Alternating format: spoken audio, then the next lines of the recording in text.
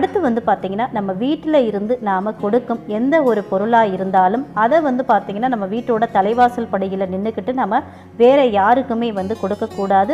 அந்த படியை விட்டு கீழே இறங்கி தான் நாம் வந்து கொடுக்கணும்.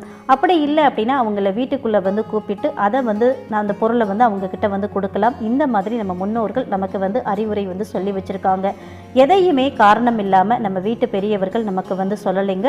நிலைவாசல் படியில் இருக்கக்கூடிய மகாலட்சுமி தாயார் இப்போ நம்ம மற்றவங்களுக்கு பணம் வந்து நிலைவாசல் படியில் நின்றுக்கிட்டே கொடுக்குறோம் அப்படின்னா அவங்க கூட போயிடக்கூடாது அப்படின்றதுக்காக தான் அந்த மாதிரி வந்து சொல்லி வச்சுருக்காங்க.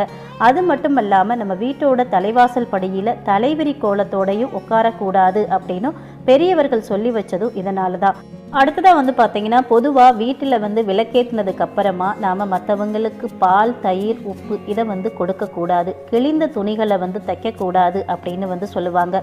ஒருத்தருக்கு பணத்தை வந்து கொடுக்குறப்போ செவ்வாய்க்கிழமை